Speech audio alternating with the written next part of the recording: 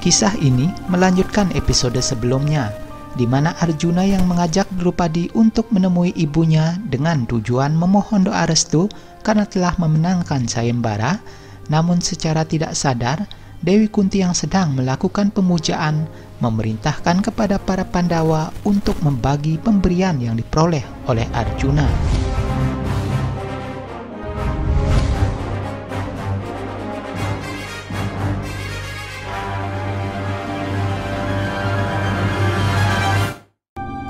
Setelah menyadari ucapannya, Dewi Kunti pun merasa sangat menyesal dan bersalah atas keputusannya itu.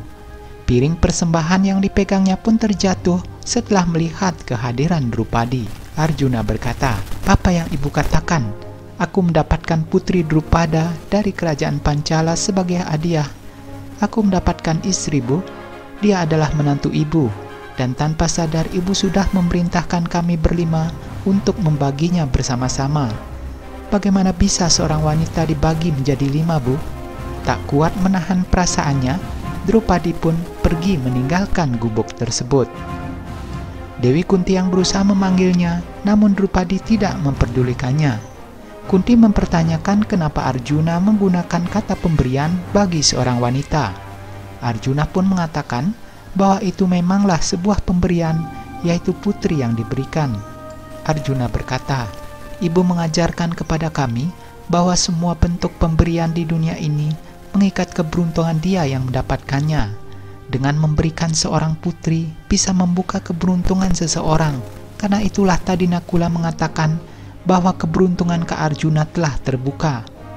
Yudhistira mengatakan bahwa seharusnya tadi ibunya menoleh saat ia akan memberikan suatu perintah, karena orang yang mempunyai hak untuk memberikan perintah itu tidak boleh mengabaikan orang lain. Dengan perasaan sedih, Dewi Kunti pun pergi menemui Drupadi yang tengah termenung di pinggir sungai.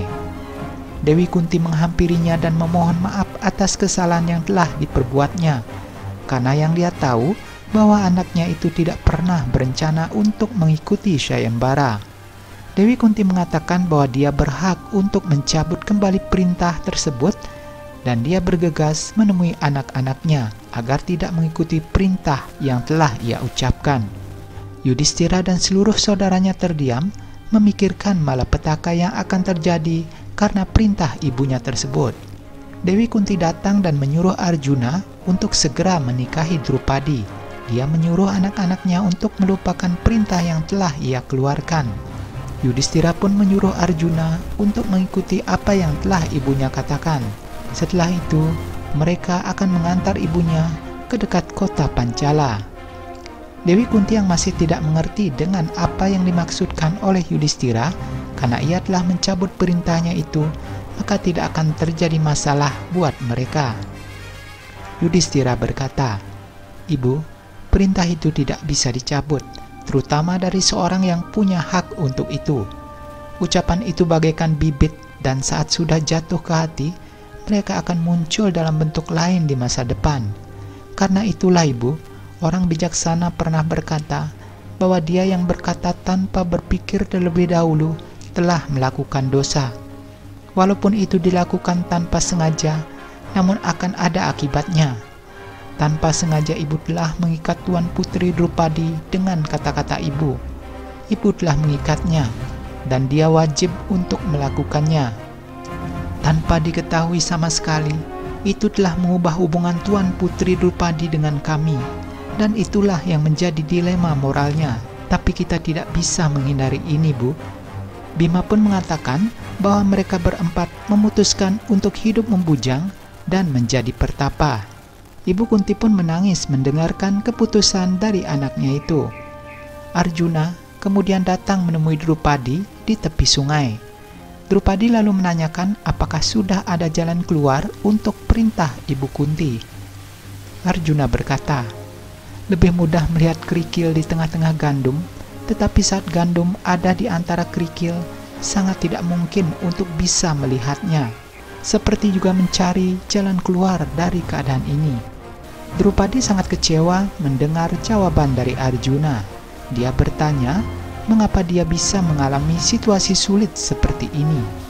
Arjuna sangat kebingungan karena tidak memiliki jawaban atas pertanyaannya itu. Arjuna berkata, "Takdir itu sendiri telah dibuat oleh ibuku dengan membagimu di antara 5 bersaudara. Sekarang bahkan ibu pun tidak bisa menarik kata-katanya kembali. Aku tidak punya jawaban untuk pertanyaanmu yang lain, Tuan Putri. Aku hanya punya satu permintaan.